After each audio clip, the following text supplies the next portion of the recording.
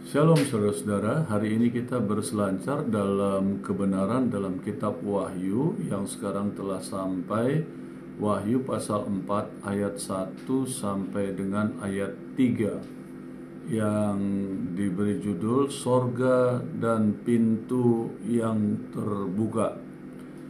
Saudara-saudara, saya bacakan ayatnya.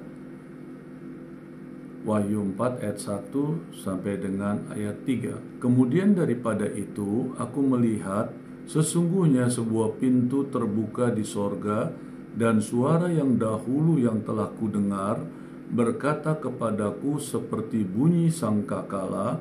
Katanya, naiklah kemari dan aku akan menunjukkan kepadamu apa yang harus terjadi sesudah ini. Segera aku dikuasai oleh Roh, dan lihatlah sebuah takhta berdiri di sorga, dan di takhta itu duduk seorang, dan dia yang duduk di takhta itu nampaknya bagaikan permata yaspis dan permata sardis, dan suatu pelangi melingkumi takhta itu gilang gemilang bagaikan zamrud rupanya. Nah, saudara-saudara, dari firman Tuhan ini saya ingin memberikan penjelasan penekanannya ya dari Wahyu pasal 8 ini ya, dari Wahyu pasal 8, sedangkan Wahyu pasal 4 ayat 1 sampai 11 ini. Nah, penekanannya lewat Wahyu pasal 4 ayat 8. Seluruh ciptaan mengutamakan dan memuji kekudusan Allah. Saudara, menjadi kudus berarti terpisah dari dosa, ketidakbenaran, dan kejahatan, serta mengabdi kepada kebenaran, kebaikan, keadilan, dan kemurnian. Kekudusan merupakan sifat kekal Allah. Kekudusannya tidak akan pernah berubah. Yesaya 6 ayat 1 menyatakan demikian. Penglihatan ini memberikan Yesaya pemahaman yang tepat tentang amanat dan panggilannya. Penglihatan ini menyatakan salah satu pokok utama dari kitab Yesaya ini, yaitu bahwa kemuliaan, keagungan, dan kekudusan Allah menuntut bahwa mereka yang melayani Dia juga harus kudus. Gereja-gereja dewasa ini juga memerlukan penglihatan Allah di tengah-tengah mereka sebagai Tuhan yang kudus dan hakim segala sesuatu. Kesadaran akan perlunya pekerjaan pengudusan Allah di dalam kehidupan kita sudah pasti akan menyertai penglihatan semacam ini. Hasilnya bisa menjadi mirip dengan pengalaman Yesaya, pengakuan dosa yang sungguh-sungguh, penyucian mulia, dan penugasan berkuasa oleh Allah dalam kaitan dengan kehendak dan panggilannya. Di dalam Yesaya 6 ayat 3 dikatakan sifat utama Allah yang dinyatakan kepada Yesaya adalah kekudusannya. Hal ini menunjukkan kesucian wataknya Allah, terpisah dari dosa dan menentang semua kejahatan. Kekudusan mutlak Allah harus diberitakan di gereja-gereja sebagaimana halnya di sorga.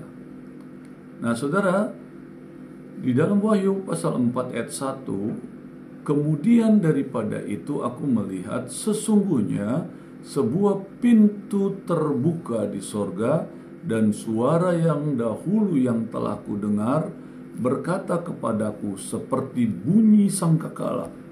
Katanya, naiklah kemari dan aku akan menunjukkan kepadamu apa yang harus terjadi sesudah ini.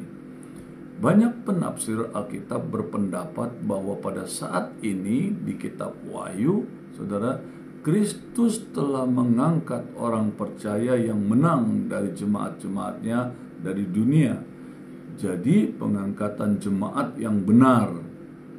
Nah, di dalam Yohanes 14 ayat 3 dikatakan, dan apabila aku telah pergi ke situ dan telah menyediakan tempat bagimu, aku akan datang kembali dan membawa kamu ke tempatku, supaya di tempat di mana aku berada, kamu pun berada. Nah, dari ayat ini dikatakan, pertama, sepasti Kristus terangkat ke sorga, demikian juga dia akan kembali dari kehadiran Allah untuk menjemput pengikutnya agar tinggal bersama dengan dia di sorga. Di dalam Yohanes 14 ayat 2 dikatakan, di rumah Bapakku banyak tempat tinggal. Jika tidak demikian, tentu aku mengatakannya kepadamu, sebab aku pergi ke situ untuk menyediakan tempat bagimu, ke tempat yang telah disediakan untuk mereka. Inilah pengharapan orang Kristen zaman Perjanjian Baru dan semua orang percaya dewasa ini. Tujuan utama dari kedatangan kembali Tuhan Yesus ialah agar orang percaya dapat bersama-sama dengannya untuk selama-lamanya. Saudara, frasa ini dengan jelas menunjuk ke sorga, karena kesanalah Yesus harus pergi untuk menyediakan tempat bagi kita. Allah mempunyai tempat tinggal yang ada banyak ruangan di mana nantinya akan tinggal keluarga Allah yang ada di dunia sekarang. Efesus 2 ayat 19. Di sini kita tidak mempunyai tempat tinggal yang tetap. Penjelasan dari Ibrani 13 ayat 14. Seterusnya, perkataan membawa kamu ke tempatku menunjuk kepada keangkatan gereja, ya, jadi gereja yang akan dibawa ke tempatnya Tuhan. Bila semua orang percaya yang hidup akan diangkat bersama-sama dalam awan menyongsong Tuhan di angkasa, demikianlah kita akan selama-lamanya bersama-sama dengan Tuhan. Ya saudara, seterusnya dikatakan begini, kedatangan Kristus untuk umatnya yang setia akan melepaskan mereka dari hari pencobaan. Jadi itu guna yang ketiga dari kedatangan Tuhan Yesus, ya saudara, yang akan datang atas dunia ini. Ya, di dalam 1 Tesalonika 5 ayat 9 dijelaskan bahwa akan ada hari pencobaan. Itu sebabnya umat Allah atau orang-orang yang percaya kepadanya itu akan dilepaskan dari masa atau hari pencobaan itu. Di dalam Lukas 21 ayat 36 dikatakan, berjaga-jagalah senantiasa sambil berdoa, supaya kamu beroleh kekuatan untuk luput dari semua yang akan terjadi itu, dan supaya kamu tahan berdiri di hadapan Anak Manusia. Para pengikut Kristus harus waspada terhadap dosa dan berdoa agar kasih mereka bagi Kristus tidak akan luntur. Demikian mereka boleh menerima kekuatan untuk bertekun dalam iman dan kebenaran dalam Yesus Kristus. Hanya dengan ketekunan semacam itulah mereka akan mampu untuk luput dari semua hal yang mengerikan yang menimpa dunia pada hari-hari terakhir. Di dalam 1 Tesalonika 1 ayat 10 dikatakan, dan untuk menantikan kedatangan anaknya dari sorga, yang telah dibangkitkannya dari antara orang mati, yaitu Yesus, yang menyelamatkan kita dari murka yang akan datang. Wahyu 3 ayat 10 mengatakan, karena engkau menuruti firman-Ku untuk tekun menantikan Aku, maka Aku pun akan melindungi engkau dari hari pencobaan yang akan datang atas seluruh dunia untuk mencobai mereka yang diam di bumi. Banyak orang percaya bahwa sarana untuk luput bagi mereka yang setia bertekun dalam doa adalah keangkatan gereja. Seterusnya, yang keempat, pentingnya kedatangan Tuhan Yesus kembali ke dalam dunia ini, reuni yang penuh kemuliaan, ya, pertemuan antara orang percaya dengan Kristus dan abadi, ya saudara. Ini merupakan suatu doktrin yang menghibur bagi semua pengikut Kristus yang rindu bersama-sama dengan Tuhan. Karena itu hiburkanlah seorang akan yang lain dengan perkataan-perkataan ini. Mendahului masa kesengsaraan, saudara, di dalam pasal Wahyu pasal 6 ayat 1 sampai 18, Wahyu pasal 6 ayat 1 sampai dengan pasal 18 ayat 24, ini yang dikatakan mendahului masa-masa kesengsaraan. Hal ini dipercayai karena alasan berikut. Mulai Wahyu pasal 4 ayat 1, istilah jemaat atau jemaat-jemaat tidak muncul lagi sampai Wahyu pasal 22 ayat 16. Yang kedua, mempelai Kristus yaitu jemaat muncul pada pasal Wahyu pasal 19 ayat 1 sampai 21, bersama-sama dengan Kristus di sorga sebelum ia kembali ke bumi untuk menghakimi orang jahat dan untuk memerintah dalam kerajaan 1000 tahun. Ya saudara, di dalam Wahyu pasal 20 ayat 4 dikatakan, lalu aku melihat takhta dan orang-orang yang duduk di atasnya. Kepada mereka diserahkan kuasa untuk menghakimi. Aku juga melihat jiwa-jiwa mereka yang telah dipenggal kepalanya karena kesaksian tentang Yesus dan karena firman Allah yang tidak menyembah binatang itu dan patungnya, dan yang tidak juga menerima tandanya pada dahi dan tangan mereka, dan mereka hidup kembali dan memerintah sebagai raja bersama-sama dengan Kristus untuk masa 1000 tahun. Pemerintahan 1000 tahun Kristus ini kadangkala atau disebut milenium, yang artinya 1000 tahun. Ya, kata mile adalah sebuah kata Latin yang berarti 1000. Ya, dan annus adalah kata Latin yang berarti tahun. Jadi kata milenium artinya adalah 1000 tahun. Nah, ciri-ciri pemerintahan ini, saudara, ciri-ciri pemerintahan 1000 tahun damai adalah sebagai berikut. Yang pertama, tentang masa 1000 tahun ini. Ini telah dinubuatkan, saudara, di dalam perjanjian lama. Beberapa ayat-ayat saya sebutkan pendukung dari kata penjelasan tentang ciri-ciri pemerintahan di dalam 1000 tahun damai. Kita sebut seperti itu ya. Yesaya 9 ayat 5, Daniel 7 ayat 13 sampai 14, Mika 4 ayat 1 sampai 8, dan seterusnya. Yang kedua, dikatakan waktu masa milenium itu berjalan atau 1000 tahun damai itu hadir, dikatakan iblis akan dibelenggu, yaitu ayatnya Wahyu 20 ayat 2 sampai dengan 3. Dikatakan begini, ia menangkap naga si ular tua itu, yaitu iblis dan Satan, dan ia mengikat mereka 1000 tahun lamanya, lalu melemparkannya ke dalam jurang maut dan menutup jurang maut itu dan memeteraikannya di atasnya, supaya ia jangan lagi menyesatkan bangsa-bangsa sebelum berakhir masa 1000 tahun itu. Kemudian daripada itu ia akan dilepaskan untuk sedikit waktu lamanya. Nah, setelah kedatangan Kristus kembali dan peristiwa-peristiwa dari dari Wahyu pasal 19 ayat 1 sampai 21, dikatakan iblis akan diikat dan dipenjarakan selama 1000 tahun. Tujuannya apa? Supaya ia tidak memperdaya bangsa-bangsa. Ini menunjukkan penghentian penuh dari pengaruhnya sepanjang masa itu, ya, sepanjang masa 1000 tahun damai itu. Setelah 1000 tahun itu, ia akan dilepaskan dengan dijelaskan penekanannya untuk suatu masa yang singkat untuk memperdaya mereka yang memberontak terhadap perintah Allah. Ya, di dalam Wahyu 20 ayat 3 dan ayat 7 sampai 9. Pekerjaan yang sangat khas dari iblis ialah menipu.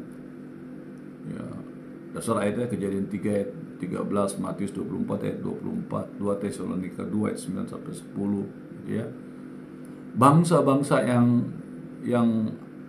akan ada, saudara ya, selama pemerintahan Kristus di bumi terdiri atas orang percaya yang hidup pada masa akhir kesengsaraan.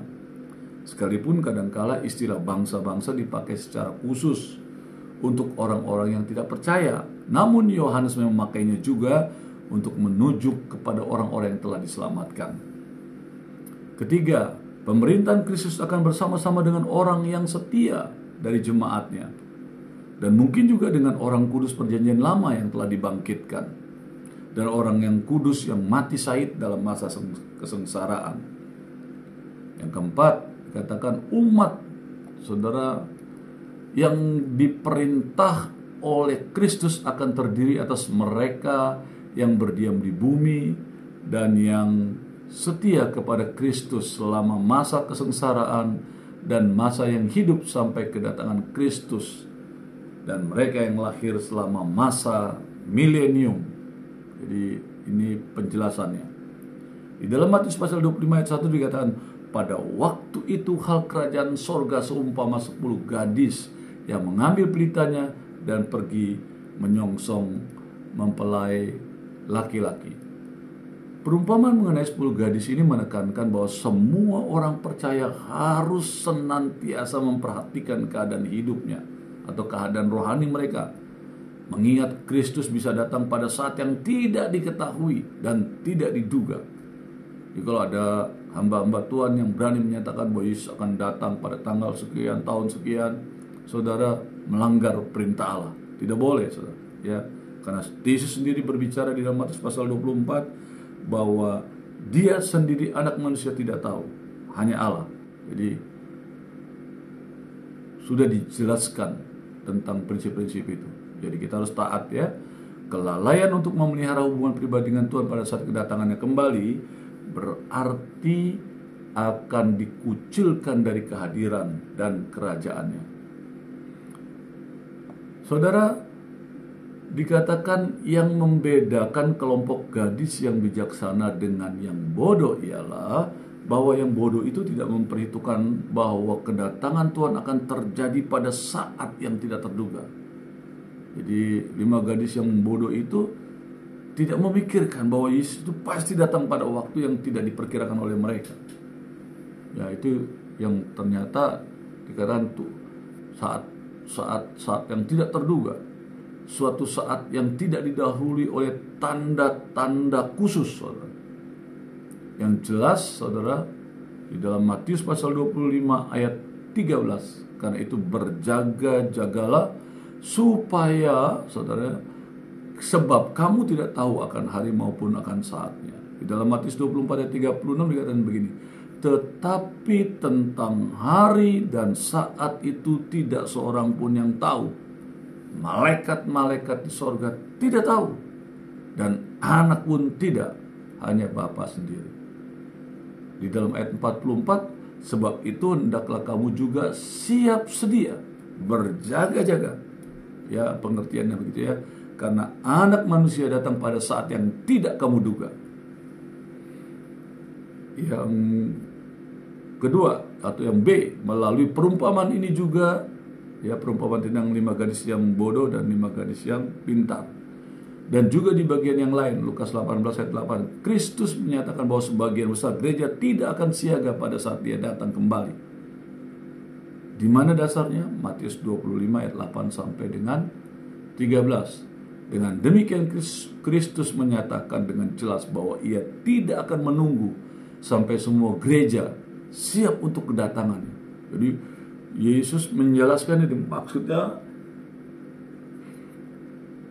tidak harus seluruh dunia ini percaya kepada Yesus baru datang, enggak.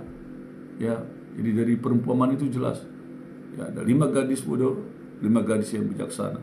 Ketika setengah dari ini tidak mau percaya, tidak mau taat, tidak mau setia, lewat. Dalam konteks persentase seperti inilah dunia bisa lebih banyak. Kalau diperkirakan 50% manusia yang ada di dunia ini, saudara, itu sulit sekali untuk mendapatkan berkat untuk diselamatkan atau masuk dalam tahun 1000 tahun damai dengan panggilan yang khusus. Dengan demikian Kristus menyatakan dengan jelas, ya, bahwa Ia tidak akan menunggu sampai semua gereja siap untuk kedatangannya. Perlu diperhatikan bahwa semua gadis itu, baik yang setia maupun yang tidak setia, dikatakan sangat terkejut. Jadi dua-duanya sama-sama terkejut, hanya bedanya yang satu selalu berjaga-jaga, sedangkan yang satu tidak memikirkan itu, tidak berjaga-jaga.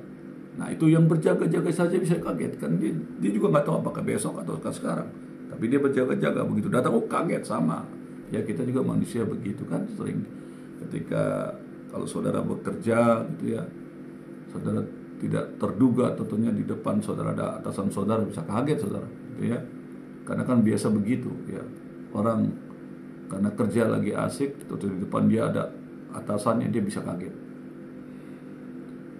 Nah, ini perlu diperhatikan ya, bahwa semua gadis itu baik setia maupun yang tidak setia juga terkejut kok ketika mempelai laki-laki datang. Hal ini menunjukkan bahwa perumpamaan ini berkaitan dengan orang percaya yang hidup ya sebelum masa kesengsaraan besar, dan tidak berkaitan dengan mereka yang hidup selama kesengsaraan itu, yang akan mempunyai tanda cukup mendahului kedatangan Kristus pada akhir masa kesengsaraan. Kelima, orang-orang yang tidak diselamatkan tidak akan masuk ke dalam kerajaan ini. Itu pasti. Karena firman mengatakan Wahyu 19 ayat 21, maka tertangkaplah binatang itu dan bersama-sama dengan dia nabi palsu yang telah mengadakan tanda-tanda di depan matanya. Dan dengan demikian ia menyesatkan mereka yang telah menerima tanda dari binatang itu dan yang telah menyembah patungnya. Keduanya dikatakan dilempar hidup-hidup ke dalam lautan api yang menyala-nyala oleh belerang. Alasan membinasakan orang-orang fasik di seluruh muka bumi ini, saudara, karena itu Allah membinasakan orang-orang fasik di seluruh muka bumi ini, saudara. Karena itu tidak ada orang yang tidak selamat atau tidak benar akan masuk kerajaan 1000 tahun Allah. Ya, jadi orang yang tidak benar tidak mungkin selamat, tidak mungkin masuk dalam kerajaan Allah. Selama masa kesengsaraan itu, Injil telah diberitakan dengan memadai oleh para malaikat dari angkasa kepada setiap orang yang hidup di atas bumi. Orang-orang yang menolak kebenaran ditimpa kesesatan yang dikatakan menyebabkan mereka percaya akan dusta, supaya dihukum semua orang yang tidak percaya akan kebenaran dan yang suka kejahatan.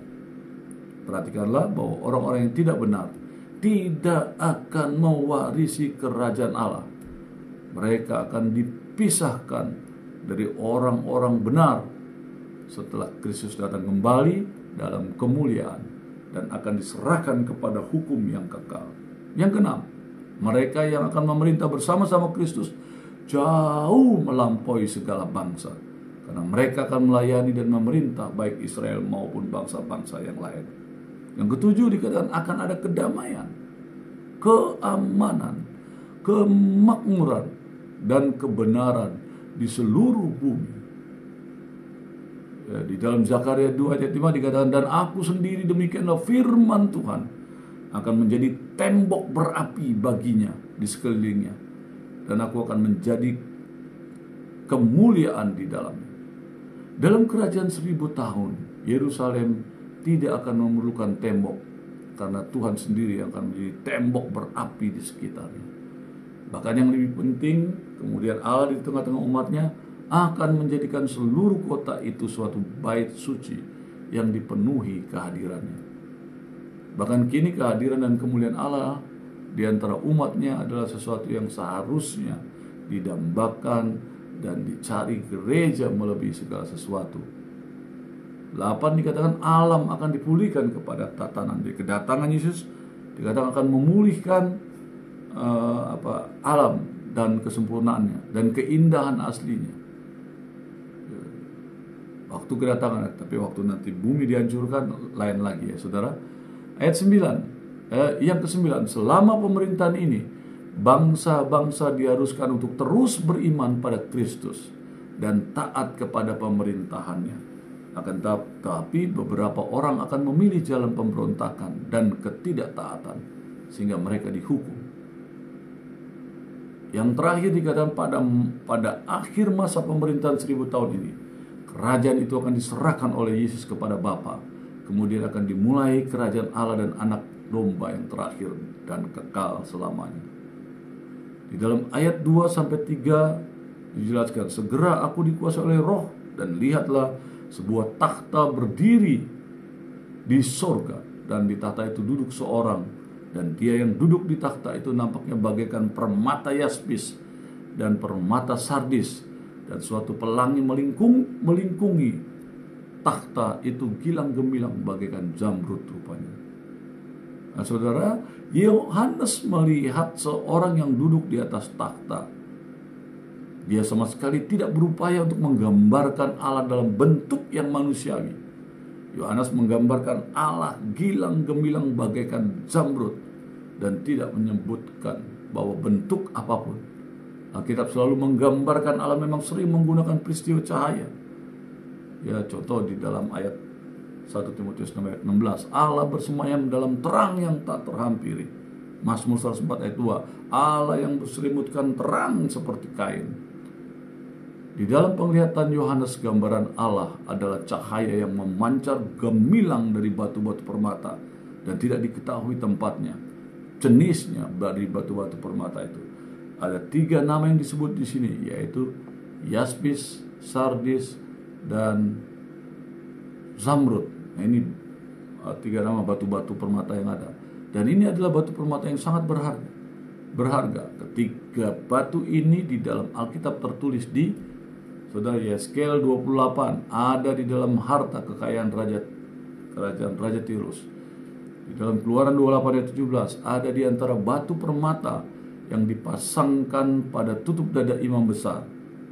Wahyu 21 ayat 19-20, ada di antara batu permata yang menjadi dasar kota suci. Batu yaspis di zaman sekarang adalah batu yang buram dan kusam. Namun di zaman kuno, batu ini adalah batu Kristus yang keras, yang tembus pandang, sehingga pantulan cahaya akan tembuskan pantulan cahaya, akan menimbulkan sinar kilauan yang tak tertahankan. Diperkirakan oleh ahli ini adalah satu berlian. Batu sardis dinamakan demikian karena katanya banyak ditemukan di sekitar kota Sardis. Warnanya merah darah. Batu zamrud mungkin sekali adalah zamrud hijau yang kita kenal. Nah, saudara-saudara, dengan bentuk 3 batu ini dan warnanya dan cahaya yang keluar, inilah gambaran kehadiran Allah yang ditulis Yohanes, berselancar dalam kebenaran. Amin.